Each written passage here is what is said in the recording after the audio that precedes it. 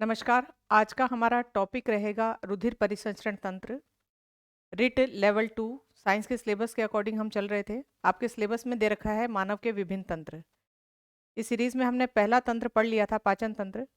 उसी के अगला टॉपिक हम पढ़ रहे हैं रुधिर परिसंचरण तंत्र। तो इस टॉपिक को पूरा देखते हैं हम। रुधिर परिसंचरण तंत्र या रक्त परिसंचरण तंत्र है। इसको आपको इस तरीके से वर्गीकृत करके पढ़ना होगा। इस परिसंचरण तंत्र में रक्त है, रक्त वाहिनियां हैं और रक्त को प्रवाहित करने वाला, ये पंपिंग करने वाला एक अंग है जिसे हम कह रहे हैं हृदय। तो इन तीन भागों में वर्गीकृत करके पढ़ेंगे। यहाँ आप देखोगे इस क्लास के अंदर आपको रक्त वाहिनी और हृदय के बारे में पढ़ाया जाएगा। उसके बाद अगली क्लास में रक्त से संबंधित यानी रक्त की संरचना, रक्त में क्या क्या पाया जाता है, दूसरी ब्लड ग्रुप से संबंधित जितने भी क्वेश्चंस हैं वो करवाए जाएंगे। तो सबसे पहले हम रक्त वाहिनियां और हृदय के बारे में बात कर रहे हैं। ये सब पढ़ने से पहले आप इस रक्त परिसंचरण तंत्र यानी ये तंत्र क्या काम करता है उसके बारे में समझेंगे। परिसंचरण, इसे हम रक्त परिवहन तंत्र भी बोलते हैं। और परिवहन का इंग्लिश वर्ड हो गया ट्रांसपोर्टेशन, यानी ये ट्रांसपोर्टेशन का काम करता है पूरे शरीर में। अब किन चीज़ों का ट्रांसपोर्टेशन करता है शरीर में वो देखिए। शरीर की सबसे छोटी इकाई होती है कोशिका। ये हमने पढ़ा था कि कोशिकाओं का समूह कहलाता है उत्तक। उत्तकों का जो समूह है उसे हम बोलते हैं अंग। अंगों के समूह को अंग तंत्र कहा जाता है, जिनमें से हमें 8 तंत्र पढ़ने हैं। और तंत्र सारे इकट्ठे हो जाते हैं तो मानव शरीर बन जाता है। अब यहाँ जो ये बताया है आपको, कोशिका, कोशिका शरीर की सबसे छोटी इकाई है। ये कैसी इकाई है? संरचनात्मक इकाई है। साथ में कैसी इकाई है? क्रियात्मक। अब इसका अर्थ क्या होता है क्रियात्मक का? कि जितने काम शरीर में हो रहे हैं उतने हमारे शरीर की हर कोशिका में हो रहे हैं। जैसे हम भोजन ले रहे हैं तो शरीर, भोजन जो है वो शरीर की हर कोशिका तक जा रहा है। हम सांस द्वारा कौन सी गैस खींच रहे हैं? Oxygen gas.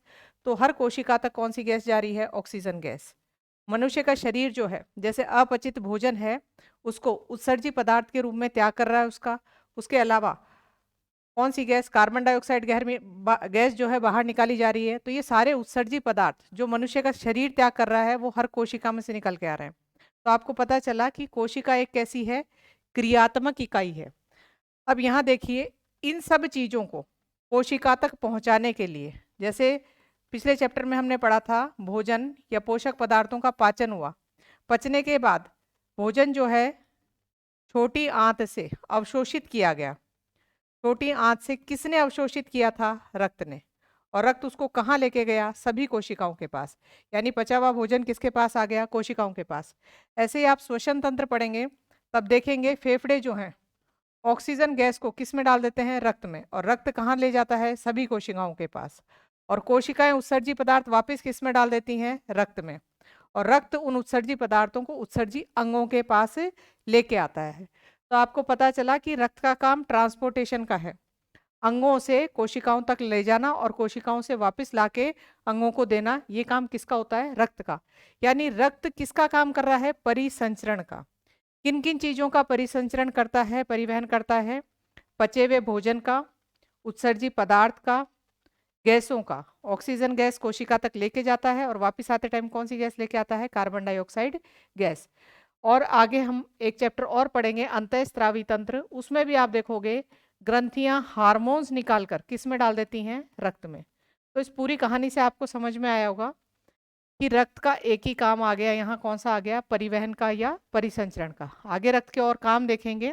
ताप का नियमन भी करता है रक्त, लेकिन मेन काम जो है वो क्या है? परिसंचरण यानी ट्रांसपोर्ट का रक्त करता है। उसके बाद अगला देखिए, इस परिसंचरण में आप ये जो देख रहे हैं कि हृदय फिर क्या काम करता है। हृदय का एक ही काम है, रक्त की पंपिंग करना। रक्त को पंप करके पूरे शरीर में प्रवाहित कराता रहता है। पूरे दिन रक्त शरीर में चलता रह रहा है, उसके लिए पीछे जो पंप या मोटर लगी हुई है वो कौन है? हृदय का। हृदय का रक्त की पंपिंग के अलावा कोई काम नहीं है। ये क्वेश्चन पूछा जाता है कि हृदय के कार्य बताइए। तो हृदय का कार्य में यदि ऐसे लिखा आ जाए कि पदार्थों का परिवहन करवाना या भोज्य पदार्थों का परिवहन करवाना, तो वो उसका कार्य नहीं है। हृदय का काम सिर्फ क्या है? रक्त की पंपिंग कराना। अब ये जो पंप लगा हुआ है रक्त के लिए, और रक्त किस में बह रहा है? रक्त वाहिनियों में। अलग अलग पाइप्स हैं, वाहिनियां हैं। उनके नाम हैं धमनी, शिराएं, और कौन सी हैं पतली पाइप्स हैं जिन्हें क्या बोलते हैं, केशिकाएं। अब ये तंत्र पूरा हम समझेंगे।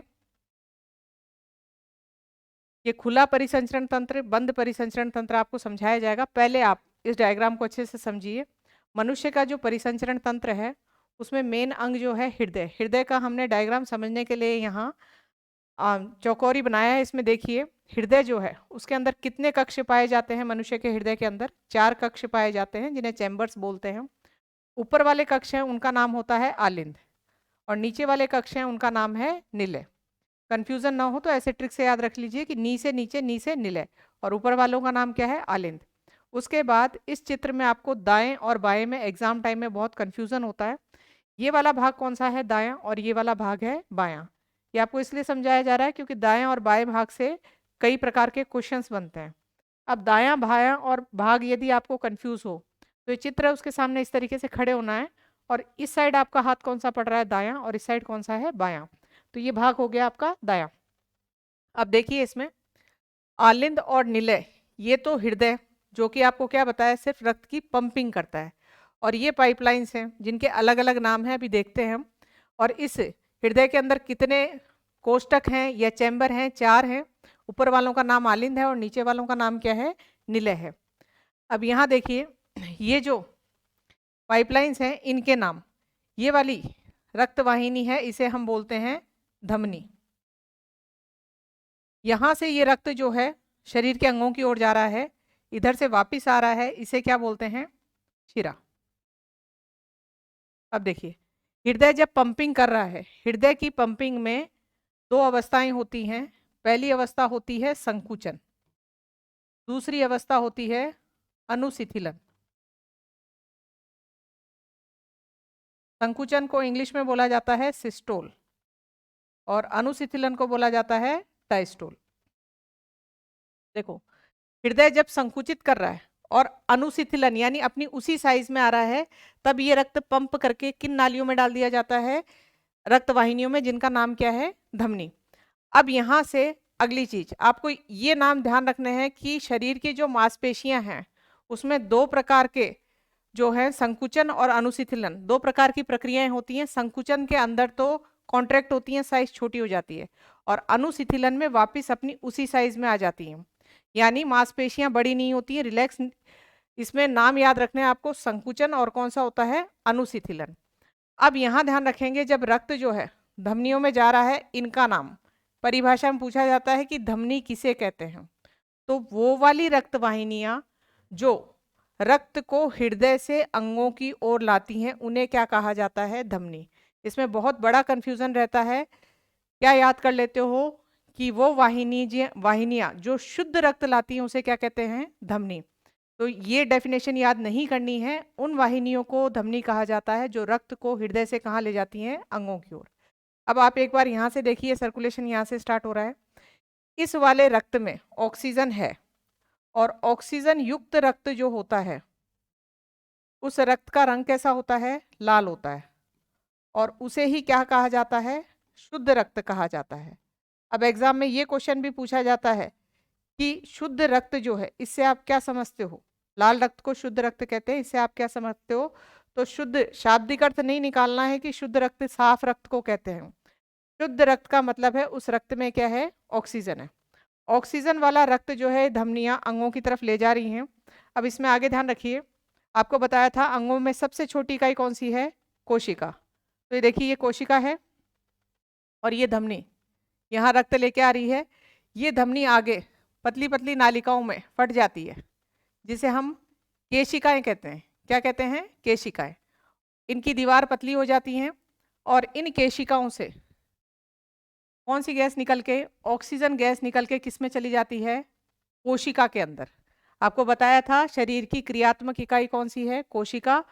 कोशिका तक भोज्य पदार्थ, गैसें, सब चीजें पहुंचनी चाहिए। तो ऑक्सीजन गैस जो लाल रंग का रक्त आ रहा था धमनी में उसके द्वारा दे दी गई, और ऑक्सीजन गैस जैसे ही इसने दी, इस ऑक्सीजन को कोशिका ने काम में लिया, और काम में लेने के बाद यहाँ जो है बन गई कार्बन डाइऑक्साइड। कौन सी गैस बनी है, कार्बन डाइऑक्साइड। और कार्बन डाइऑक्साइड गैस कोशिका के लिए उत्सर्जी पदार्थ है।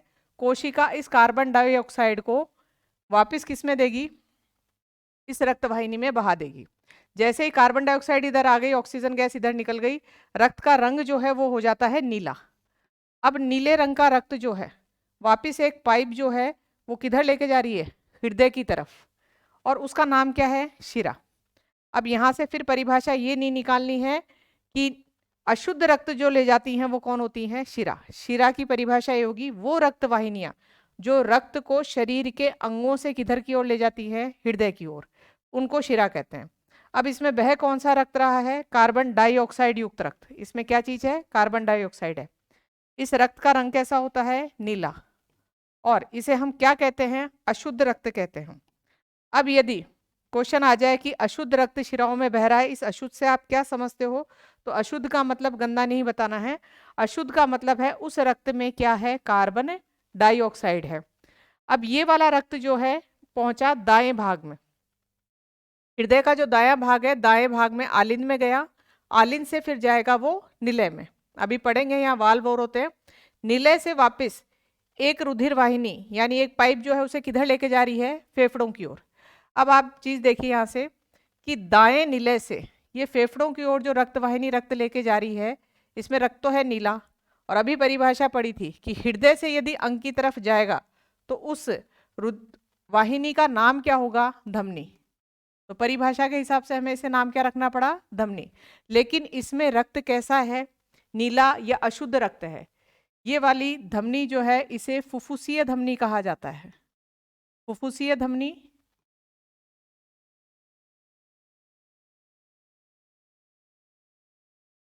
इसे क्या कहते हैं, फुफ्फुसीय धमनी, या इंग्लिश में बोलते हैं पल्मोनरी आर्टरी, क्योंकि फेफड़ों से संबंधित जो नाम है वो इंग्लिश में है पल्मोनरी, हिंदी में है फुफ्फुसीय। तो ये धमनी रक्त को हृदय से किधर की ओर ले जा रही है, फेफड़ों की तरफ। तो ये हमने पढ़ा कि धमनी उन्हीं को कहते हैं जो अंग हृदय से किधर की तरफ ले जाए, फेफड़ों की तरफ या अंगों की तरफ, उन्हें धमनी कहा जाता है। और ये कौन सी धमनी है, फुफ्फुसीय धमनी। अब यहाँ क्वेश्चन बनता है कि सारी धमनियां तो कैसा रक्त ले जाती हैं, शुद्ध, एकमात्र धमनी जो अशुद्ध रक्त ले जाती है उसका नाम बताइए। तो वो कौन सी है, फुफ्फुसीय धमनी। वो कैसा रक्त ले जा रही है, अशुद्ध रक्त ले जा रही है। फेफड़ों में जैसे ही रक्त जाता है, फेफड़ों में कौन सी प्रक्रिया, हम सांस के द्वारा कौन सी गैस खींच रहे हैं, ऑक्सीजन गैस। ऑक्सीजन गैस जो है वो ऑक्सीजन गैस जैसे ही ये ब्लड गया वहां पे कौन सा वाला, कार्बन डाइऑक्साइड वाला, फेफड़ों के पास, तो फेफड़ों ने इसमें क्या मिला दी, ऑक्सीजन, और कार्बन डाइऑक्साइड वापस किसको पकड़ा दी गई, फेफड़ों को। तो ऑक्सीजन गैस जैसे ही रक्त के अंदर मिक्स होती है, ऑक्सीजन गैस तो मिक्स हो गई और कार्बन डाइऑक्साइड किसको पकड़ा दी गई, फेफड़ों को। फेफड़े सांस के द्वारा कार्बन डाइऑक्साइड को बाहर निकाल देते हैं। ऑक्सीजन गैस रक्त को देते ही रक्त का रंग हो गया लाल, और ये लाल रक्त जो है किस साइड आ रहा है, इसके बाएं भाग में। अब आप देखिए यहाँ पे इस पाइप का फिर नाम रखना है, ये शरीर के अंग से किधर आ रही है, हृदय की तरफ। अंग से हृदय की तरफ आने वाली जो वाहिनियां होती हैं उनका नाम हम रखते हैं शिरा। लेकिन इसमें रक्त कैसा आ रहा है, शुद्ध आ रहा है। ये फेफड़ों से आ रही है इसलिए इसका नाम है फुफ्फुसीय शिरा। कौन सी शिरा है, फुफ्फुसीय शिरा, या इंग्लिश में बोला जाता है पल्मोनरी वेन्स, क्योंकि शिराओं को इंग्लिश में बोलते हैं वेन्स। अब सभी शिराएं कैसा ले जा रही हैं, अशुद्ध रक्त, लेकिन एकमात्र शिरा है जो कैसा ला रही है, शुद्ध रक्त। वो कौन सी है, फुफ्फुसीय शिरा। अब यहाँ देखा आपने, इधर कौन सा रक्त आ गया, लाल रक्त। यहाँ से हमने पूरा सर्कुलेशन पढ़ा था। अब इतनी कहानी जो पढ़ी है उसमें से क्या क्या क्वेश्चन बनते हैं आप देखिए। आपने देखा हृदय से रक्त निकला और शुद्ध रक्त आया, शुद्ध रक्त ऑक्सीजन लेके आ रहा था, अंगों के पास गया, अंगों को क्या पकड़ाया, ऑक्सीजन, और आते टाइम उनसे क्या लेके आ गया, कार्बन डाइऑक्साइड। हृदय के कौन से भाग में आया, दाएं भाग में। दाएं भाग से वापस गया फेफड़ों के पास, फेफड़ों से ऑक्सीजन तो लेके आया है और क्या पकड़ाया, कार्बन डाइऑक्साइड। यानी रक्त ने कितने बार चक्कर काटे हैं, 2 बार। एक बार शरीर के अंगों के पास, एक बार फेफड़ों के पास। इसलिए मनुष्य का परिसंचरण तंत्र जो है वो कैसा कहलाता है, दोहरा परिसंचरण तंत्र। इंग्लिश में बोलते हैं डबल सर्कुलेशन। डबल क्योंकि 2 बार चक्कर काट रहा है, एक बार में तो ये ऑक्सीजन पकड़ा के आ रहा है, दूसरी बार में फेफड़ों से वापस ऑक्सीजन लेके आ रहा है। अब आप यहाँ देखिए हृदय के बीच में एक ये जो दीवार बनी हुई है, मांस युक्त दीवार, इसे कहा जाता है सेप्टम। क्या कहते हैं, सेप्टम। जो हृदय का अशुद्ध और शुद्ध रक्त जो है आपस में मिक्स नहीं होने देती है। अगली चीज यहाँ देखिए कि ये रक्त जो है ये हमेशा इन पाइपों में ही बहता रहता है, पाइप से बाहर नहीं निकलता। यहाँ आपको चित्र के माध्यम से समझाया कि जो धमनी है वो पतली पतली पाइप में बदल जाती हैं, उनका नाम होता है केशिका। इस पाइप की दीवार से ऑक्सीजन भेज दी गई, वापस क्या ले ली गई, कार्बन डाइऑक्साइड, लेकिन ब्लड बाहर नहीं निकला है। ब्लड जो है कोशिका के अंदर नहीं गया है, खाली पदार्थ पकड़ाया गया है। तो इसमें ध्यान रखेंगे आप कि बंद नालिकाओं में ही बहता है हमेशा, इसलिए मनुष्य का परिसंचरण तंत्र कैसा कहलाता है, बंद कहलाता है। यानी कोशिका और उत्तक के अंदर रक्त नहीं जाता, वो बंद नालिकाओं में है। सिर्फ इन रुधिर वाहिनियों की दीवार से पदार्थों का आदान प्रदान होता है, और इनका आदान प्रदान किस प्रक्रिया से होता है, विसरण से। विसरण प्रक्रिया हम रसायन विज्ञान में बहुत आराम से पढ़ेंगे। अभी आपको ध्यान रखना है कि इस दीवार के आर पार जो पदार्थ जा रहे हैं कौन सी प्रक्रिया द्वारा, विसरण द्वारा, जिसको हम डिफ्यूजन भी बोलते हैं। तो ये आपको समझ में आया। अगली चीज यहाँ देखिए, इस पूरे चित्र को आपने देखा, इस हृदय का सिर्फ काम क्या है, पंप करना, कि ये रक्त इनमें बहता रहे। कौन करा रहा है ये पंपिंग, हृदय। और रक्त का काम क्या है, रक्त का काम है शरीर के विभिन्न अंगों तक या विभिन्न कोशिकाओं तक इन पोषक पदार्थों का, उत्सर्जित पदार्थों का आदान प्रदान कराना, यानी ट्रांसपोर्ट करना। ये ध्यान रखेंगे। उसके बाद में यहाँ जो आपको शब्द बताया मैंने, बंद परिसंचरण तंत्र, कुछ जीवों में खुला परिसंचरण तंत्र भी होता है। रक्त कोशिका और उत्तक में बाहर भी निकलता है, पाइपों से बाहर भी निकलता है। तो उनके उदाहरण हम देख लेते हैं। ये देखिए, बंद परिसंचरण तंत्र जो है बंद नालिकाओं में बहता है, उसके उदाहरण है मनुष्य, जानवर और पक्षी। यानी इनमें रुधिर वाहिनियां होंगी और उनके अंदर ही रहता है रक्त। खुला परिसंचरण तंत्र है, इसके एग्जाम्पल्स आपको याद करने हैं क्योंकि एग्जाम में क्वेश्चन पूछे जाते हैं कि खुला परिसंचरण तंत्र किस में है। तो यदि आपको संघ पूछे जाएं तो ऑर्थोपोडा संघ है, और कौन सा है, मोलिस्का। और यदि स्पेसिफिक जीव पूछ लिया जाए तो ऑर्थोपोडा में उदाहरण है आपके पास कॉकरोच, टिड्डा, झींगा, केकड़ा, मकड़ी और बिच्छू। मोलस्का संघ जो है उसमें आपका उदाहरण है घोंघा। तो ये सारी चीजें याद रखनी है। अब देखिए, आगे हमें पढ़ना है धमनी और शिराओं में अंतर। ये जो वाहिनियां हैं इनमें क्या क्या अंतर है, बहुत से अंतर देखने को मिलेंगे, इस चित्र के माध्यम से ही समझेंगे। सबसे पहला देखिए, धमनी और शिराओं में पहला अंतर परिभाषा से हम देख चुके हैं कि धमनी उन पाइप को कह रहे हैं या उन रुधिर वाहिनियों को जो हृदय से अंग की तरफ रुधिर को लाती हैं, और अंगों से वापिस हृदय में ले जाने वाली को क्या कहते हैं, शिरा। तो इसमें पहला अंतर, जो हृदय से अंग की तरफ रक्त को ले जाती है, उन रुधिर वाहिनियों को नाम क्या रखा जाता है, धमनी। शिरा यदि देखोगे तो अंगों से वापिस हृदय की तरफ लाने वालियों को क्या कहा जाता है, शिरा। धमनियों में प्राय शुद्ध रक्त बहता है। शुद्ध का मतलब था उसमें ऑक्सीजन है और उसका कलर कैसा है, लाल है। लेकिन इसमें एक अपवाद याद रखना है, फुफ्फुसीय जो धमनी थी, फुफ्फुसीय धमनी, इसमें कैसा बह रहा था, अशुद्ध रक्त। ये चित्र से देख लीजिए आप कि सभी धमनियां कैसा ले जा रही हैं, शुद्ध।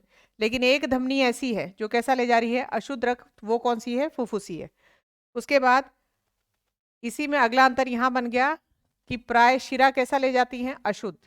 अशुद्ध का अर्थ गंदा नहीं है, कार्बन डाइऑक्साइड वाला रक्त क्या कहलाता है, अशुद्ध।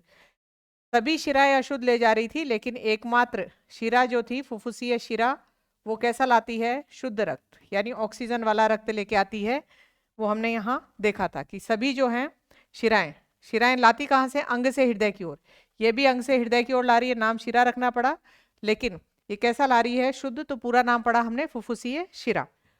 उसके बाद आगे देखिए, व्यास जो है, धमनियों का व्यास कैसा होता है, कम, जबकि शिराओं का व्यास कैसा होता है, ज्यादा। आगे देखिए दीवार की, धमनी की दीवारें कैसी होती हैं और शिराओं की दीवारें कैसी होती हैं। इसको फिर इस चित्र के माध्यम से देखिए। आपको बिल्कुल शुरू में बताया था कि हृदय का सिर्फ एक काम है, रक्त की पंपिंग करना, यानी वो एक प्रकार से पंप या मोटर है। अब इस मोटर या पंप के पास ये जो पाइपलाइन लगी हुई है, धमनियां पहले हैं, तो हृदय से डायरेक्ट रक्त किस में आ रहा है, धमनियों में। तो यदि मोटर के पास में पाइपलाइन है तो वहां पे रक्त का दाब ज्यादा होगा। जैसे जैसे हम इस मोटर से दूर जाएंगे, पंप से दूर हैं, वैसे वैसे रक्त का दाब क्या हो जाएगा, कम हो जाएगा। अब ब्लड का प्रेशर धमनियों में बहुत ज्यादा है, इसलिए प्राकृतिक रूप से व्यवस्था कर रखी है कि इसकी दीवारें कैसी हैं, मोटी और पेशीय, ताकि दीवारें फट ना जाएं, क्योंकि प्रेशर क्या है रक्त का ज्यादा है। किसकी तुलना में, शिराओं की तुलना में। शिराओं में रक्त का प्रेशर कम क्यों है, क्योंकि हृदय से दूरी हो गई है, दूरी के कारण इस वाहिनी में प्रेशर क्या है, कम है। तो शिरा की दीवारें तो, धमनी की दीवारें तो मोटी और पेशीय हैं, और शिरा की दीवारें यदि देखोगे तो शिरा की दीवारें हैं पतली और लचीली। अगली चीज देखिए, स्थिति, कि धमनियां हमारे शरीर में कहाँ स्थित हैं और शिराएं हमारे शरीर में कहाँ स्थित हैं। ये फिर इसी चीज पे डिपेंड करेगा कि धमनियों में रुधिर का दाब या प्रेशर क्या है, ज्यादा है। तो आप देखिए अपने हाथ पैर पे जो आपको ऊपर नसें दिख रही हैं, यानी रुधिर वाहिनियां दिख रही हैं, उनका कलर आपको हरा या नीला सा दिखाई देता है, वास्तव में वो क्या दिखाई दे रही हैं आपको, शिरा। और धमनियां जो हैं वो शरीर के आंतरिक भागों में धसी हुई हैं। उसका कारण ये है क्योंकि धमनियों में ब्लड का प्रेशर क्या है, ज़्यादा है। अब मान लीजिए छोटी मोटी चोट लगती है तो ऊपर से स्किन में कट लगने पे क्या कटेगी, शिरा कटेगी। और शिरा से यदि रक्त बहेगा तो उसका प्रेशर कम है, तो रक्त का बहाव क्या होगा, कम होगा। शरीर से रक्त का लॉस क्या होगा, कम होगा। लेकिन यदि धमनी में कट लगता है तो रक्त का बहाव ज़्यादा होगा। इसलिए इनको कहाँ धसा रखा है, शरीर के आंतरिक भागों में नीचे धसा रखा है। तो ध्यान रखिए, सतह पे आपको क्या दिखाई दे रही हैं, शिरा। ये सब किस पे डिपेंड कर रहा है, प्रेशर पे, कि प्रेशर ज्यादा है तो धमनियों से रक्त ज्यादा ना निकल जाए। तो यहाँ देखेंगे स्थिति इनकी तो है आंतरिक भागों में, और ये कहाँ है, सतह पर है। शरीर की सतह पर क्या दिखाई देती हैं, शिराएं। उसके बाद अगला देखिए, इसमें रंग। इनमें जो इनका रंग होता है, क्योंकि शुद्ध रक्त बह रहा है तो इनका रंग कैसा दिखाई देगा, लाल। इनका रक्त जो है, इनका रंग जो है वो दिखाई देगा आपको नीला या बैंगनी, क्योंकि अशुद्ध रक्त यानी कार्बन डाइऑक्साइड वाला रक्त बह रहा है जाता है। तो इसको आप इस चित्र से समझिए कि आपके पास ये दो रुधिर वाहिनियां हैं, एक तो है धमनी और एक है शिरा। धमनी में रक्त सीधा किससे आ रहा है, हृदय से, तो उसका प्रेशर ज्यादा होगा, और प्रेशर ज्यादा होने की वजह से ये हमेशा एक ही साइड बहेगा। शिरा में जो है प्रेशर कम है, बह रहा है, हो सकता है वो उल्टा बह जाए, रक्त जो है उसका बैक फ्लो हो सकता है। इसलिए शिराओं में प्राकृतिक रूप से ये व्यवस्था कर रखी है, इसे हम बोलते हैं कपाट। कपाट कहा जाता है। ये अर्धचंद्राकार आकृति के होते हैं, इंग्लिश में इन्हें बोलते हैं सेमी ल्यूनर वाल्व। अर्धचंद्राकार आकृति के कपाट जो हैं वो किस में पाए जाते हैं, शिराओं में। क्योंकि शिराओं में यदि आप देखोगे ये इस तरीके से है, जैसे ही ब्लड एक बार तो गया, वापिस आने की कोशिश करेगा तो ये वाल्व जो है ये भर जाएंगे, और भरने के बाद में इस तरीके से ये वाल्व होते हैं और ये बंद हो जाते हैं, तो बैक फ्लो रक्त का नहीं हो, इसलिए शिराओं में क्या व्यवस्था कर रखी है, कपाट लगा रखे हैं। धमनियों में इस व्यवस्था की जरूरत नहीं है, क्योंकि धमनियों में रक्त पहले ही प्रेशर से बह रहा है, तो बैक फ्लो का धमनियों में डर रहता ही नहीं है। तो यदि आपसे पूछा जाए कि कपाट जो है किस में पाए जाते हैं, तो धमनियों में कपाट नहीं होते, जबकि यहाँ कपाट उपस्थित है, किसमें, शिराओं में। अगली है रक्त की गति या दाब। ये बता ही दिया था, रक्त की गति या दाब जो है धमनियों में ज्यादा होता है, जबकि शिराओं में क्या होता है, कम होता है। अब इन्हीं पे आधारित एक दो क्वेश्चन और पूछ लिए जाते हैं कि ब्लड का जो सैंपल लिया जाता है या फिर आप रक्त दान करते हो तो किससे लिया जाता है, रक्त शिरा से लेते हैं या धमनी से लेते हैं। तो आप ध्यान रखिए, जो निडल प्रिक की जाती है वो शिरा में ही की जाती है, क्योंकि शिरा में क्या है, प्रेशर कम है। तो रक्तदान भी किससे किया जाता है, शिरा से। और आपका ब्लड टेस्ट करने के लिए जो सैंपल भी लिया जाता है, किससे, शिरा से। और यदि आपको कोई इंजेक्शन सीधा ब्लड में देना है तो भी वो इंजेक्शन किस में दिया जाता है, शिरा में, क्योंकि एक तो ऊपरी सतह पे मिल जाएंगी, दूसरी प्रेशर क्या होता है, कम होता है। यदि गलती से आर्टरी में प्रिक कर दिया तो ब्लड का बहाव बहुत तेज होगा और उससे कई बार मृत्यु भी हो जाती है। तो ये ध्यान रखिए, चोट जो है शिरा में लग रही है, बहाव क्या होगा, कम होगा। इंजेक्शन जो है वो किस में लगाए जा रहे हैं, शिरा में। इसीलिए आप देखिए ये नाम दिया जाता है, जो इंजेक्शन सीधे ब्लड में दिए जाते हैं उन्हें इंट्रावीनस कहते हैं। इंट्रावीनस यानी वो किस में दिए जाते हैं, वेन्स में दिए जाते हैं। अगला देखिए, इसमें ये आपको इनके बीच में अंतर बता दिए। अगला है हृदय के बारे में। हृदय की आकृति पूछी जाती है, तो आकृति ध्यान रखनी है, शंक्वाकार आकृति है। एक इसमें और ध्यान रखना है, इसकी शेप जो है बंद मुट्ठी की भांति होती है, जिसको हम क्लेंस्ड फिस्ट कहते हैं। बंद मुट्ठी को क्या कहा जाता है, क्लेंस्ड फिस्ट। तो ये ध्यान रखिए। अगली चीज है हृदय की पेशियां। हृदय जो संकुचन और अनुशीतलन कर रहा है, पंपिंग कर रहा है, ये एक स्वचालित गतिविधि है, स्वचालित प्रक्रिया है, इसमें हमारा कोई रोल नहीं है। इसमें ध्यान रखिए, हृदय की जो पेशियां हैं वो जिनको हम कार्डियक मसल्स बोलते हैं, ये अनैच्छिक पेशियां हैं। अनैच्छिक पेशियां इंग्लिश में बोला जाता है इनवॉलेंट्री मसल्स। इसमें हमारी इच्छा के आधार पे संकुचन अनुशीतलन नहीं होता है, ये अपने आप करती हैं, तो इन्हें क्या बोलते हैं, अनैच्छिक पेशियां। हृदय की पेशियां कार्डियक मसल्स। तो एग्जाम में क्वेश्चंस आते हैं, अनैच्छिक पेशियों के उदाहरण दीजिए। तो अनैच्छिक पेशियों का उदाहरण कौन सा आ गया, एक कार्डियक मसल्स, जो अपने आप संकुचन अनुशीतलन करता है। हमारे सोचने से संकुचन अनुशीतलन इसमें नहीं होता है।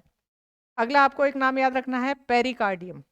हृदय जो है, पहली बात, कौन सी गुहा में है, वक्षीय गुहा में।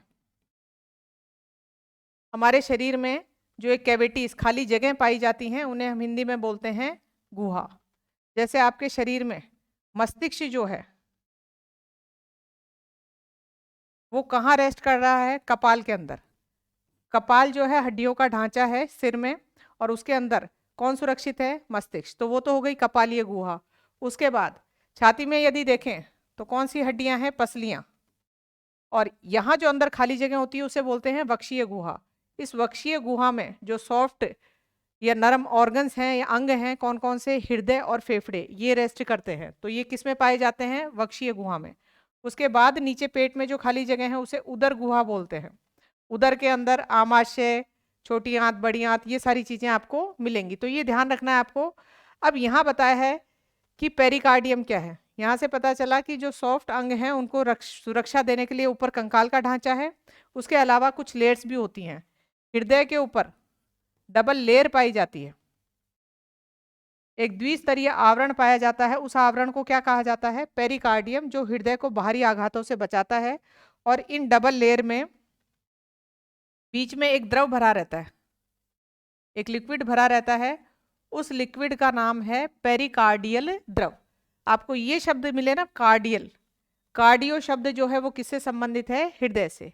यदि हृदय से संबंधित अध्ययन किया जाता है तो उसे हम बोलते हैं कार्डियोलॉजी। क्या कहा जाता है, कार्डियोलॉजी। हृदय से संबंधित डॉक्टर होते हैं उन्हें कार्डियोलॉजिस्ट कह देते हैं।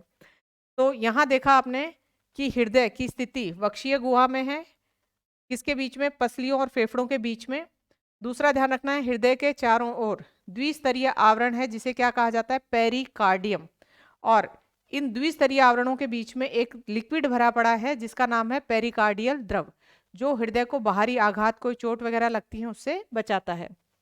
अगला है औसतन भार। हृदय का औसतन भार ये मिलेगा आपको लगभग 300 ग्राम का।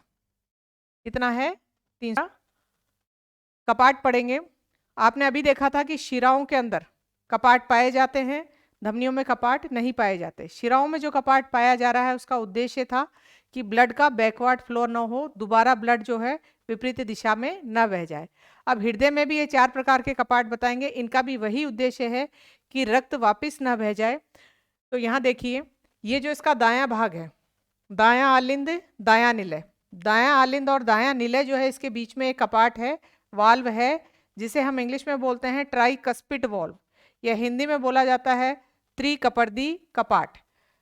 इस साइड जो है बाएं भाग में, बायां आलिंद और बाएं निलय के बीच में, इसे द्विकपर्दी कपाट या बाइकस्पिड वाल्व कहा जाता है। इसमें कितने पत्ते हैं, 2 हैं।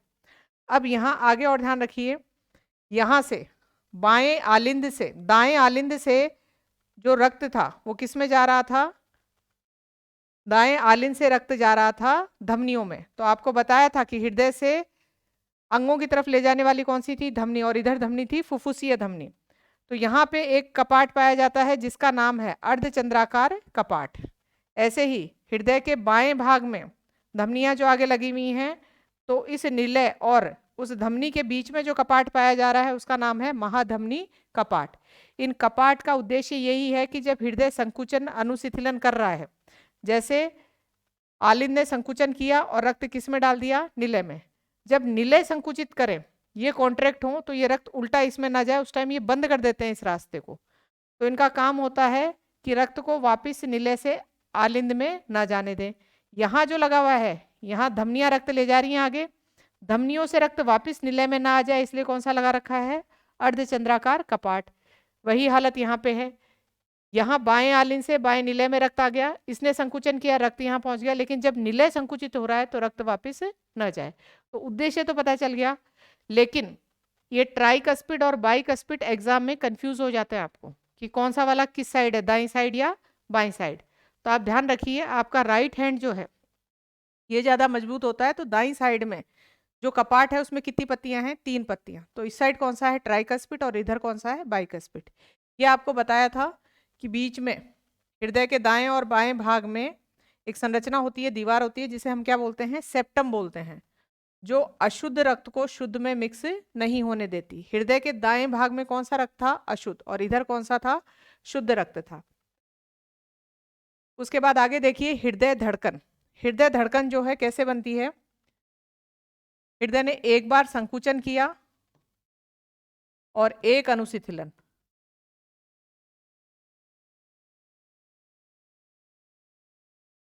दोनों कंप्लीट हो जाते हैं, तब एक हार्ट बीट बनती है। अब इसके बारे में और क्या क्या ध्यान रखना है आपको, कि 1 मिनट में ऐसा कितनी बार हो जाता है, 72 बार।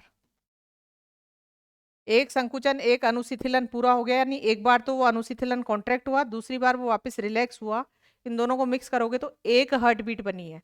और ऐसी हार्ट बीट 1 मिनट में कितनी बार हो जाती हैं, 72 बार। तो इसे ही हम हृदय धड़कन की दर कहते हैं। क्या कहा जाता है, हृदय धड़कन की दर। और ये दर नापने के लिए डॉक्टर जो है वो क्या काम लेते हैं, स्टेथोस्कोप। स्टेथोस्कोप को कान में डाल के और मरीज की छाती पे लगा के चेक किया जाता है कि हृदय धड़कन कितनी है। एक और क्वेश्चन पूछा जाता है कि डॉक्टर नाड़ी द्वारा क्या चेक कर रहा है। नाड़ी में ध्यान रखना है, इधर एक धमनी होती है, उस पे हाथ लगा के चेक किया जाता है कि धड़कन कितनी है। अब यहाँ जो है एक धमनी है, उस धमनी का नाम है रेडियल धमनी। क्या नाम है, रेडियल धमनी। इसको इस चित्र से देखिए आप वापस, ये देखिए हृदय में संकुचन और अनुशिथिलन होगा, जितना प्रेशर से ये रक्त डालेगा। मान लीजिए ये धमनी जो है ये हाथ में है, तो जैसे ही ये संकुचन करेगा तो इसमें रक्त भर जाएगा, और रक्त भरने से ये नाड़ी फूलेगी, और वापस जब ये अनुशिथिलन करेगा तो ये वापस नीचे बैठेगी। यानी जितनी बार हृदय संकुचन अनुशिथिलन कर रहा है उतनी बार ये महसूस कहाँ पे हो रही है, इस धमनी में, और इस धमनी का नाम है रेडियल धमनी। तो ये इसके समतुल्य बिल्कुल बराबर नाप आता है, इसलिए नाड़ी द्वारा क्या चेक किया जाता है कि हृदय कितनी बार धड़क रहा है। तो ये क्वेश्चन पूछा जाता है, इसमें आंसर कई बार आप गलत लगा देते हैं। ब्लड का प्रेशर जो है वो पता नहीं करता है, नाड़ी द्वारा क्या ज्ञात किया जाता है, हृदय धड़कन की दर। यहाँ बीपी आंसर टिक नहीं लगाना है, ब्लड प्रेशर अभी आपको बताएंगे। तो नाड़ी जो है यह हृदय धड़कन है, उसे पता लगाने के लिए 2 चीजें हैं आपके पास, स्टेथोस्कोप या नाड़ी, और कौन सी धमनी पे देखा जाता है, रेडियल धमनी। कंकाल तंत्र में हम पढ़ेंगे, हमारे हाथ में एक हड्डी होती है जिसका नाम है रेडियल हड्डी। उस रेडियल हड्डी के पास ही ऊपरी सतह पर कौन सी धमनी लगी होती है, रेडियल धमनी। उससे चेक किया जाता है हृदय धड़कन की दर। उसके बाद देखिए स्ट्रोक आयतन क्या होता है। स्ट्रोक आयतन है कि एक धड़कन में, यहाँ तो ये देखा आपने कि 1 मिनट में कितनी बार धड़क रहा है, 72 बार। यदि आपसे क्वेश्चन पूछा जाए कि एक धड़कन, हृदय की एक धड़कन में कितना टाइम लगा, तो ये लगेगा 0.8 सेकंड का। एक धड़कन यानी एक संकुचन और अनुशीतलन पूरा होने में कितना टाइम लगता है? 0.8 सेकंड का। इसे कार्डियक साइकिल बोलते हैं। कितने की है? 0.8 सेकंड की। और 1 मिनट में कितनी बार धड़क जाता है? 72 बार। उसके बाद आगे देखिए, स्ट्रोक आयतन किसे कहते हैं? जब एक बार संकुचन अनुशीतलन पूरा हो गया तो उस एक धड़कन के अंदर कितना रक्त पंप कर दिया जाता है? 70 मिलीलीटर। कितना किया जाता है? 70 मिलीलीटर एक हार्ट बीट में। तो एक हार्ट बीट के अंदर हृदय द्वारा जो रक्त पंप किया जाता है उसे क्या कहा जाता है? स्ट्रोक आयतन या स्ट्रोक वॉल्यूम। अब आपसे यदि क्वेश्चन पूछा जाए कि 1 मिनट में हृदय 1 मिनट में हृदय कितना रक्त पंप कर देता है, तो इसमें ध्यान रखिए 1 मिनट में धड़कन तो कितनी है? 72। और हर धड़कन में कितना पंप कर रहा है? 70 मिलीलीटर। इनको आपको गुणा करना है। तो ये ध्यान रखेंगे कि 1 मिनट में इसका उत्तर आप लोग निकालेंगे। अब यहाँ से वापस चेक कर लीजिए, हृदय धड़कन बता दिया, 2 स्टेप है संकुचन अनुशीतलन, एक हार्ट बीट, 1 मिनट में कितनी बार? 72 बार। और एक हार्ट बीट का टाइम पूछा जाए तो 0.8 सेकेंड।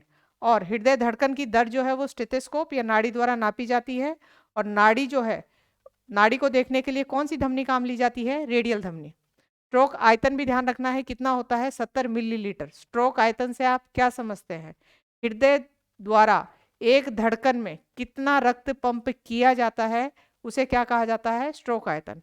इन सारी कहानी से आपको समझ में आ रहा है हृदय का सिर्फ एक काम है रक्त की क्या करना? पंपिंग करना। इसके अलावा कोई काम नहीं है हृदय का। उसके बाद आगे देखिए, हृदय धड़कन जो है इसका नियमन कौन करता है? ये 1 मिनट में 72 बार धड़क रही है, कौन कंट्रोल करता है? तो सबसे पहली चीज तो आपको ध्यान रखनी है, स्वचालित। ये कैसी प्रक्रिया है? स्वचालित, यानी इसमें हमारा कोई रोल नहीं है। दूसरा इसमें ध्यान रखेंगे, हृदय के अंदर ये जो हमने चित्र देखा था, इसमें ये दायां भाग जो है, दाएं भाग में आलिंद में इधर ऊपर की ओर एक उत्तक की संरचना होती है, उसे कहा जाता है सिरा आलिंद नोड, या इंग्लिश में बोलते हैं SA node. Cyano atrial node होता है, ये दाएं आलिंद में होता है। इस दाएं आलिंद से संकेत जो हैं पूरे हृदय में किस रूप में? विद्युतीय तरंगे, विद्युत रासायनिक तरंगों के रूप में फैलाए जाते हैं। यानी हृदय धड़कन यहाँ से स्टार्ट हो रही है और फिर पूरे हृदय में ये संकेत फैल रहे हैं। उन संकेतों के आधार पर हृदय संकुचन अनुशीतलन कर रहा है और हृदय की गति मेंटेन है। 1 मिनट में कितनी बार धड़क रहा है? 72 बार। अब यहाँ जो है सिरा आलिंद नोड ने हृदय धड़कन की जो दर है उसको मेंटेन कर रखा है, इसलिए इसे कहा जाता है पेस मेकर। और ये कैसा पेस मेकर है? प्राकृतिक। ये मनुष्य के शरीर में प्राकृतिक रूप से प्रेजेंट है, ये कैसा कहलाता है? प्राकृतिक पेस मेकर। एक चीज और देखना, पेस का मतलब होता है गति या स्पीड, गति या स्पीड, और स्पीड को बनाए रखने वाला कौन है? ऐसे नोड। तो ये कैसा है? प्राकृतिक पेस मेकर है। लेकिन यदि इसमें कुछ दिक्कत हो जाए तो हृदय धड़कन जो की जो दर है वो गड़बड़ा जाती है, यानी 1 मिनट में 72 बार नहीं, वो कम ज़्यादा हो सकती है। तो इसकी जगह फिर एक, क्योंकि ये संकेत किस रूप में निकाल रहा था? विद्युत रासायनिक तरंगों के रूप में, तो ये एक बैटरी का ही काम कर रहा था। यहाँ पे फिर लिथियम की बैटरी डाली जाती है। किसकी बैटरी? लिथियम की छोटी सी बैटरी डाली जाती है। वो कैसा पेस मेकर होता है? आर्टिफिशियल पेस मेकर होता है। तो यदि पूछा जाए आर्टिफिशियल पेस मेकर में किसकी बैटरी काम ली जाती है, तो वो लिथियम की बैटरी होती है जो हृदय धड़कन की गति को मेंटेन रखती है। जिस तरीके से सारी बैटरियां डिस्चार्ज होती हैं वैसे इसका भी एक ड्यूरेशन होता है, 7-8 साल बाद में ये बैटरी खराब हो जाती है, वापस से पेसमेकर का ऑपरेशन करवाना पड़ता है। तो ये ध्यान रखिए। तो आपको पता चला हृदय धड़कन की दर, एक तो पहली बात तो स्वचालित क्रिया है, यहाँ पे प्राकृतिक रूप से हमारे पास क्या है? ऐसे नोड, वो इसकी गति को मेंटेन करके रखता है। एक चीज और ध्यान रखेंगे, जब आप तंत्रिका तंत्र पढ़ोगे तब आपको पता चलेगा कि हमारे शरीर में जितनी क्रियाएं हो रही हैं उन सबका सेंटर कहाँ पे है? मस्तिष्क में है। तो हृदय धड़कन जो है उसकी दर को मेंटेन करने के लिए भी मस्तिष्क में एक सेंटर है। पश्चिम मस्तिष्क वाला जो भाग है उसमें मेडुला ऑब्लोंगेटा यहाँ पे ए सेंटर है, वो हृदय धड़कन की दर को मेंटेन करता है। इसे कार्डियक सेंटर भी बोलते हैं, कार्डियक सेंटर या कार्डियक केंद्र।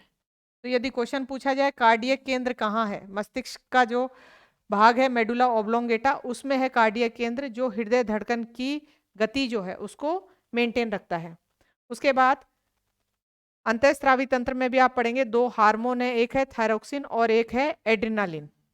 ये हार्मोन भी हृदय धड़कन जो है उसको मेंटेन रखते हैं, इनकी वजह से हृदय धड़कन कम ज्यादा होती है। अब इन दो चीजों के बारे में देखिए, ये कौन सा है तंत्रिका तंत्र और ये कौन सा है अंतःस्रावी तंत्र। ये दो तंत्र हैं, ये हमारे शरीर को कंट्रोल और कोऑर्डिनेट करते हैं। हमारे शरीर के विभिन्न अंगों को कंट्रोल करना और उनमें आपस में सामंजस्य बैठाना, उसमें हमारे शरीर के दो तंत्र काम आते हैं। एक तो है तंत्रिका तंत्र और एक है आपका अंतःस्रावी तंत्र। डायरेक्ट क्वेश्चन इससे भी आता है कि कंट्रोल एंड कोऑर्डिनेशन जो हो रहा है आपके शरीर में, वो किन के माध्यम से हो रहा है, तंत्रिका तंत्र और अंतःस्रावी तंत्र के माध्यम से। उसके बाद आगे देखिए, कुछ रसायन हैं वो भी हृदय गति को मेंटेन करते हैं। जैसे कि यदि ब्लड के अंदर कार्बन डाइऑक्साइड ज़्यादा हो गई, तो कार्बन डाइऑक्साइड ज़्यादा होने से पीएच मान क्या हो जाएगा, कम हो जाएगा। पीएच मान कम यानी आप किधर बढ़ रहे हैं, अम्लीयता की तरफ। आपको बताया था पीएच मान 0 से 7 और 7 ये कितना 14, ठीक है, ये मानक होते हैं इसमें। यदि किसी घोल का पीएच मान 7 है तो वो कैसा है, उदासीन है। 7 से कम है तो अम्लीय है और 7 से ज़्यादा है तो क्या है, क्षारीय है। तो यदि कार्बन डाइऑक्साइड की मात्रा ज़्यादा होगी तो पीएच मान कम यानी अम्लीयता की तरफ बढ़ रहे हैं। अम्लीयता ज़्यादा होगी तो हार्ट बीट क्या हो जाती है, बढ़ जाती है। इसी का विपरीत, यदि अम्लीयता कम हो या पीएच मान क्या हो जाए, ज़्यादा हो जाए, तो हार्ट बीट क्या हो जाएगी, कम हो जाएगी। तो ये कुछ फैक्टर्स हैं जो हृदय धड़कन जो है उसका नियमन करते हैं। उसके बाद अगला देखिए ईसीजी।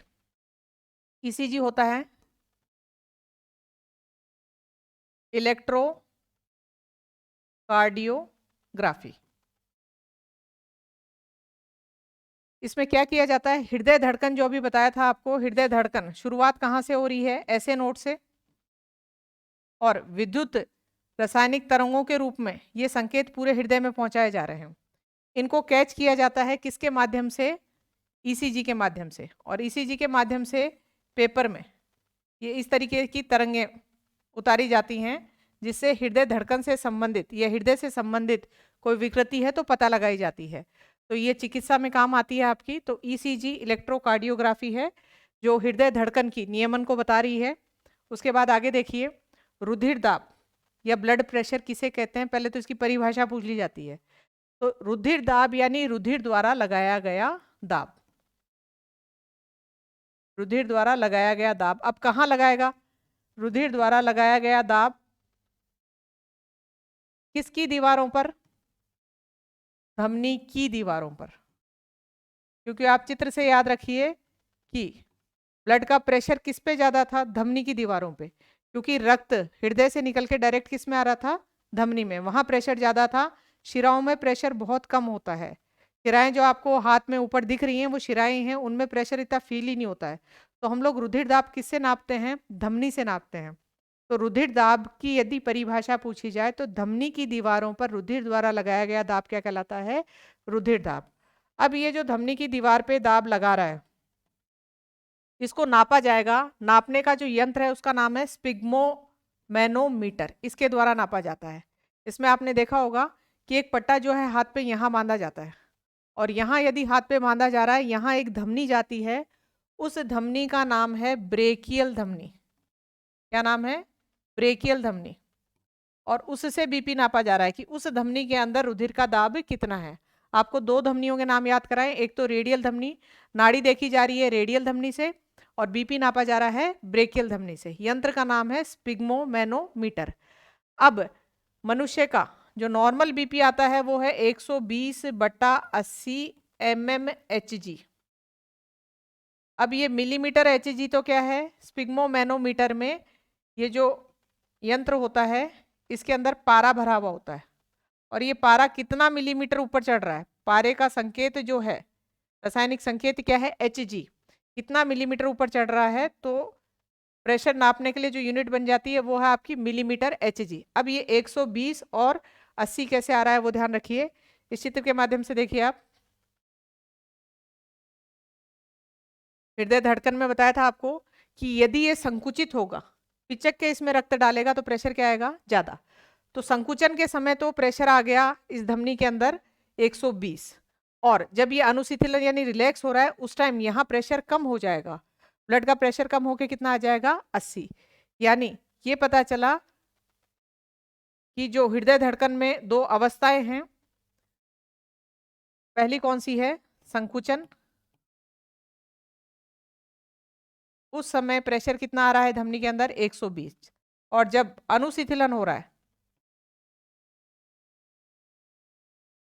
उस समय प्रेशर कितना आ रहा है, 80। ये दोनों प्रेशर आने चाहिए, इसीलिए इसे लिखा जाता है 120/80। इसे 120 से 80 नहीं बोल रहे, दोनों यूनिट्स आनी चाहिए। संकुचन वाली कितनी, 120, और जब अनुशीतलन कर रहा है उस समय कितनी आनी चाहिए, 80। तो ये नॉर्मल बीपी है। उसके बाद आगे देखिए, यहाँ जो लिख रखा है 150 से 90, ये से नहीं है, 150/90 mmHg, यानी संकुचन वाला प्रेशर भी ज्यादा है और अनुशीतलन वाला भी ज्यादा है। ये लंबे समय तक ऐसा ही प्रेशर किसी में रहे तो उस व्यक्ति में जो रोग बोल रहे हैं उसे बोलते हैं हाइपरटेंशन। क्या कहा जाता है, हाइपरटेंशन, यानी बीपी का लगातार उच्च रहना क्या कहलाता है, हाइपर। ये 100 और ये कितना है अनुशीतलन वाला, 50, ये यदि कम है लगातार समय से तो उसे कहा जाता है हाइपोटेंशन। तो लो बीपी की कंडीशन हाइपोटेंशन कहलाती है, और हाई बीपी वाली जो है उसे क्या कहते हैं, हाइपरटेंशन। तो ये चीजें ध्यान रखनी है। उसके बाद आगे देखिए, इसमें ये कुछ फैक्ट्स हैं जो आपको याद रखने हैं। हृदय के जो कोष्ठक हैं उनकी संख्याओं के हिसाब से कुछ फैक्ट्स है। पहला दे रखा है, मनुष्य में तो शरीर में कितने हैं कोष्ठक, 4। यहाँ देखें मत्स्य समूह यानी फिशेस के अंदर, मछलियों में देखें तो संख्या कितनी आएगी आपकी, 2। कोष्ठक कितने हैं इनके पास, 2 हृदय में। उभयचर या एम्फीबियंस जो स्थल में भी रहते हैं और जल में भी रहते हैं, उनमें चैम्बर्स की संख्या है 3। सरीसृप यानी रेंगने वाले जानवर, उनमें संख्या कितनी है, 3। पक्षियों में कितनी है, 4, हमारे बराबर ही।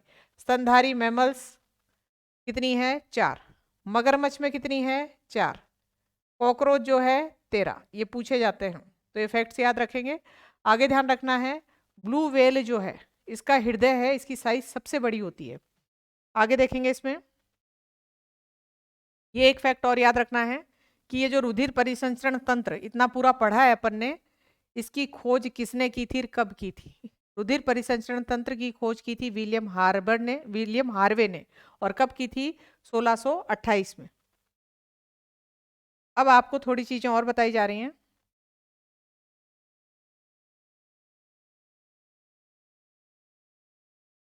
यहाँ देखिए इस चित्र में, ये जो हृदय है, जिस तरीके से शरीर के सभी अंगों को ब्लड की सप्लाई या पदार्थों के ट्रांसपोर्ट के लिए क्या चाहिए, धमनियां, वैसे ही हृदय में जो ब्लड की सप्लाई है उसके लिए अलग धमनियां होती हैं। जो हृदय में हृदय की कोशिकाओं को ब्लड सप्लाई कर रही हैं, उन धमनियों का स्पेशल नाम है, उनका नाम है कोरोनरी धमनी। क्या नाम है, कोरोनरी धमनी। ये हृदय को रक्त की सप्लाई कर रही हैं। तो यहाँ यदि आप देखोगे तो यहाँ पढ़ा हमने कि धमनी की दीवारों पे पड़ने वाला दाब क्या कहलाता है, रुधिर दाब। अगर ये ज्यादा हो जाए, बीपी ज्यादा हो जाता है तो धमनियों के फटने का डर रहता है। नॉर्मल कहीं से धमनी फट गई कोई दिक्कत नहीं है, मस्तिष्क की और हृदय की धमनी फट जाती है तो परेशानी हो जाती है। मस्तिष्क की यदि धमनी फट गई तो उसे हम बोलते हैं ब्रेन हेमरेज। क्या कहा जाता है, ब्रेन हेमरेज। आप एक ये शब्द है ना हेमरेज, इसे भी ध्यान रखें, ब्लड का निकलना क्या कहलाता है, हेमरेज।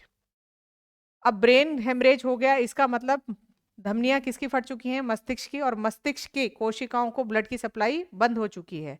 और इससे ब्रेन हेमरेज होने से या तो लकवा आ सकता है, या ज्यादा ही ब्लड की सप्लाई बंद हो गई है तो मृत्यु भी हो सकती है। क्योंकि आपको बताया था हमारा तंत्रिका तंत्र मस्तिष्क में सभी चीजों का केंद्र है। श्वसन केंद्र भी मिलेगा, हृदय की धड़कन जो है उसके नियमन का केंद्र भी कहाँ है, मस्तिष्क में है। एक यदि अभी बताया हृदय की जो धमनी है, हृदय की धमनी जिनका नाम क्या था, कोरोनरी धमनी, यदि ये फट जाती हैं, कोरोनरी धमनी फटती हैं, तो हार्ट अटैक आ सकता है। तो ये ध्यान रखिए। अब कोरोनरी धमनी में कई बार ब्लॉक आ जाता है। ब्लॉक आने का मतलब है हम जो वसा खाते हैं वो वसा किस में बदलता है, कोलेस्ट्रॉल में। और ये कोलेस्ट्रॉल जो है धीरे धीरे धमनी की दीवारों पे चिपकता है। धमनी की दीवारों पे चिपकने की वजह से धमनी का मुंह क्या होता जा रहा है, सकड़ा होता जा रहा है। धमनी की दीवारों पे चिपकने से इसका मुंह सकड़ा होना, ये प्रक्रिया कहलाती है धमनी कठिन है। धमनी कठिन है, इंग्लिश में इसको बोला जाता है एरिथ्रोस्क्लेरोसिस। एरिथ्रोस्क्लेरोसिस। और एरिथ्रोस्क्लेरोसिस होने से बीपी और बढ़ेगा, और बीपी बढ़ने से इनके फटने का डर रहता है। तो तभी कहा जाता है खाने में वसा की मात्रा जो है वो थोड़ी नियमित होनी चाहिए, ज़्यादा नहीं होनी चाहिए। अब यहाँ देखेंगे आप, यदि हृदय की धमनियाँ यानी कोरोनरी धमनी ब्लॉक हो जाती हैं, तो या तो इसमें जो जांच की जाती है, जांच के लिए नाम रखा जाता है एंजियोग्राफी। एंजियोग्राफी में इन ब्लॉक्स को पता किया जाता है। एक शब्द और याद रखिए आप, एंजियोलॉजी। जिस तरीके से आपने पढ़ा कार्डियोलॉजी, लॉजी शब्द कहीं आए, लॉजी का मतलब होता है अध्ययन, लेकिन आगे वाले शब्दों से आप पकड़िए कार्डियो। कार्डियोलॉजी का मतलब है हृदय से संबंधित जो अध्ययन कर रहे हैं वो कार्डियोलॉजी है। रुधिर वाहिनियों से संबंधित अध्ययन कर रहे हैं तो उसे बोला जाता है एंजियोलॉजी। क्या कहा जाता है, एंजियोलॉजी। तो यहाँ पे रुधिर वाहिनियों की जांच की गई और इसमें यदि ब्लॉक पाया गया, वो जांच क्या कहला रही है, एंजियोग्राफी। और यदि यहाँ ब्लॉक है तो उसे हटाया जाता है। इसके लिए एंजियोप्लास्टी की जाती है, जिसे हम कहते हैं स्टंट डाल दिया। या फिर ब्लॉकेज ज़्यादा है तो इस धमनी को काट के, क्योंकि धमनियाँ क्या कर रही हैं, हृदय को ब्लड की सप्लाई तो कर रही हैं, पाइप ही हैं, तो इसको टुकड़े को यहाँ से हटा दिया जाता है ब्लॉकेज यदि ज़्यादा है। और पैर जो है, पैरों से वेंस ली जाती है यानी शिराएं ली जाती हैं। टुकड़ा लिया और यहाँ पे अलग से रास्ता बना दिया, दूसरी लगा दी, यानी पाइप में ब्लॉकेज था और दूसरा लगा दिया रास्ता। ये बाहर से रास्ता लगाया है, पहले वाली जो अंदर धमनियाँ थी वो अंदर धसी हुई थी। पैर से क्या काटी गई है, शिरा काटी गई है, धमनी नहीं काटी जाती है क्योंकि धमनियों में ब्लड का प्रेशर बहुत ज़्यादा होता है, आपको बताया था। वेंस काट के यहाँ पे वो पाइप का टुकड़ा लगा दिया जाता है। ये हृदय के बाहर से लगाया गया, यानी थोड़ा सतह पे रास्ता बना है बाहर से, इसीलिए इसे हम क्या नाम देते हैं, बाईपास सर्जरी। तो ये सारी कहानी आपको समझा दी गई है। क्या बताया था कि हृदय को रक्त सप्लाई करने वाली जो धमनियाँ है उनका नाम है कोरोनरी धमनी। कई बार हमारी खाने की गलत आदत की वजह से कोलेस्ट्रॉल यदि ज़्यादा जा रहा है तो कोलेस्ट्रॉल कहाँ जमा होता जा रहा है, धमनी की दीवारों पे। और धमनी की दीवारों पे जमा हो रहा है तो धमनी का मुंह सकड़ा होता जा रहा है। ये प्रक्रिया कहलाती है धमनी कठिन है या एरिथ्रोस्क्लेरोसिस। और एरिथ्रोस्क्लेरोसिस ब्लॉकेज होने से हार्ट अटैक का डर रहता है। और इस एरिथ्रोस्क्लेरोसिस या ब्लॉकेज का पता करने के लिए जो जांच की जाती है उसका नाम क्या है, एंजियोग्राफी। नॉर्मल ब्लॉकेज होते हैं तो उनको स्टंट द्वारा हटा दिया जाता है। और यदि ब्लॉकेज ज़्यादा है तो फिर यहाँ वाले रास्ते को बंद करके अलग से दूसरा बाहर से रास्ता बना रहे हैं, अलग छोटी पाइप डाल रहे हैं, उसमें पैरों से शिराएं ली जाती हैं और वो यहाँ डाली जाती हैं। उसे हम क्या बोलते हैं, बाईपास सर्जरी। यानी इस पेशेंट में जो है 2 ऑपरेशन होते हैं, हार्ट का और किसका, पैर का। तो ये ध्यान रखेंगे। अब एक बार आपको पूरा रिपीट करवाया जा रहा है, देख लीजिए। सबसे पहले तो आपको परिसंचरण का अर्थ बताया था कि परिवहन हो रहा है, किस किस का हो रहा है, पचे हुए भोजन का यानी भोज्य पदार्थों का, वहां से वापस उत्सर्जी पदार्थ आ रहे हैं कोशिका से, जो श्वसन की गैसें हैं उनका, हार्मोन्स का, इन सब का ट्रांसपोर्टेशन कर कौन रहा है, रक्त कर रहा है। हृदय का काम पूछें तो हृदय का काम ट्रांसपोर्ट का नहीं है, हृदय का काम रक्त की पंपिंग करना है, इस पूरे रक्त को शरीर में बहाने का काम है। फिर बताया था कि इसको 3 भागों में वर्गीकृत करके पढ़ेंगे, रक्त वाहिनियां और हृदय। और यहाँ कौन सा है, रक्त, ये अगली क्लास में लेंगे कि रक्त में क्या क्या है और उसमें ब्लड ग्रुप पढ़ेंगे। यहाँ ध्यान रखिए, ये रक्त वाहिनियां और हृदय। उसके बाद ये पूरा आपको समझा दिया था कि कोशिकाएं जो हैं क्रियात्मक इकाई हैं, जिस तरीके से शरीर को काम कर रहा है उस तरीके से हर कोशिका काम करती है।